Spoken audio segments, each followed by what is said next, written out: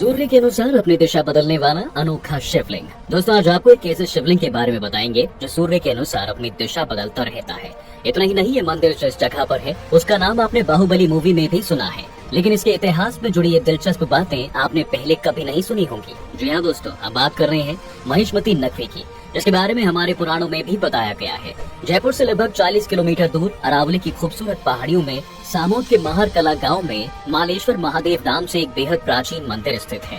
इस मंदिर में स्वयंभू शिवलिंग स्थापित है, जो आज से करीब 1200 साल पहले सोमवार के दिन एक शिला को तोड़ते हुए प्रकट हुआ था। इस शिवलिंग की सबसे हैरान कर देने वाली बात यह है कि हर 6 महीने में जब सूर्य उत्तरायण और दक्षिणायन होता है तब शिवलिंग की दिशा भी उसी तरफ हो जाती है। मंदिर के महंत जी का कहना है कि इस पर कई शोधकर्ता आकर रिसर्च कर चुके हैं, लेकिन शिवलिंग के इस रहस्य से आज तक कोई पर्दा नहीं हटा पाया है।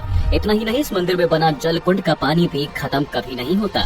शिवलिंग की तरह ही इस मंदिर का जल कुंड भी अपने अंदर कई राज समेटे हुए हैं। मान्यताओं के अनुसार जो भक्त इस शिवलिंग पर जलाभिषेक करता है उसे 1 करोड़ शिवलिंग की पूजा करने का फल एक बार में ही प्राप्त हो जाता है। मान्यताओं के अनुसार ही हजारों साल पहले महरकला गांव में महाबली राजा सहस्त्रबाहु की महिष्मती नगरी हुआ करती थी। ये वही नगरी है दोस्तों जिसका नाम आपने बाहुबली मूवी में भी सुना था। बता दें कि इस जगह पर भगवान परशुराम ने तपस्या की थी, इसलिए ये उनकी तपोस्थली भी कही जाती है। इतना ही नहीं, इस नगरी का उल्लेख शिव पुराण और महाभारत जैसे कई ग्रंथों में किया गया है। चलिए आपको बताते हैं अब इस नगरी में राज करने वाले महाबली राजा सहस्त्रबाहु कौन थे। पौराणिक काल की माने तो राजा सहस्त्रबाहु त्रेता युग में हुए थे। वे क्षत्रियों के हैहय वंश के राजा कार्तवीर्य और रानी कौशिक के पुत्र थे। कथाओं में उल्लेखित जब सहस्त्रबाहु और रावण का युद्ध हुआ तो उन्होंने तीनों लोकों के स्वामी रावण को धूल चटा दी थी। इतना ही नहीं, राजा सहस्त्रबाहु ने उसे कई सालों तक अपने कारागार में बंदी भी बनाकर रखा था। दरअसल एक बार राजा महिष्मती अपने पत्नियों के साथ नर्मदा नदी में सुखद समय बिताने गए। तब उनकी पत्नियां खेलने के लिए बहुत बड़ा खाली मैदान चाहती थी। अपनी पत्नियों की इच्छा को पूरा करने के लिए सहस्त्रबाहु ने अपनी 1000 भुजाओं से नर्मदा नदी के जल को रोक दिया था। तभी रावण वहां के आकाश मार्ग से गुजर रहा था।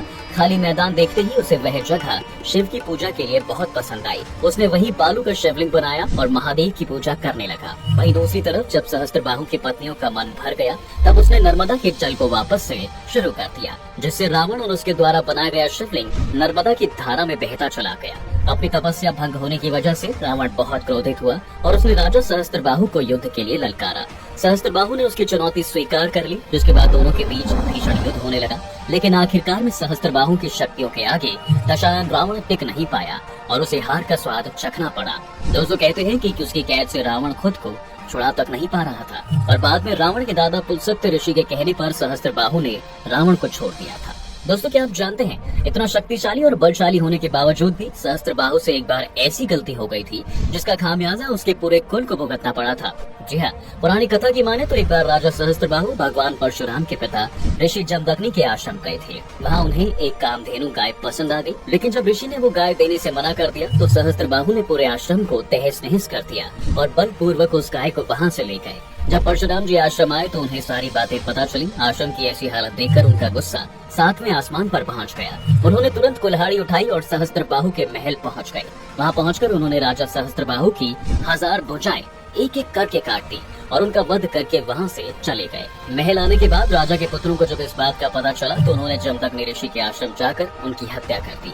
अपने पिता की मृत्यु से परशुराम जी इतना बौखला गए कि उन्होंने सहस्त्रबाहु के कुल का 21 बार नाश करके हैहय वंश के नामो निशान मिटा दिया। इसलिए कहा जाता है दोस्तों कि परशुराम जी ने 21 बार धरती को क्षत्रिय विहीन कर दिया था। हालांकि उन्होंने पूरे क्षत्रिय वंश का नहीं बल्कि क्षत्रिय वंश की एक जाति हैहय वंश का 21 बार नाश किया था। दोस्तों आपको ये वीडियो कैसा लगा हमें जरूर बताएं और साथ ही वीडियो से जुड़े सवाल हमें कमेंट करके पूछना ना भूलें।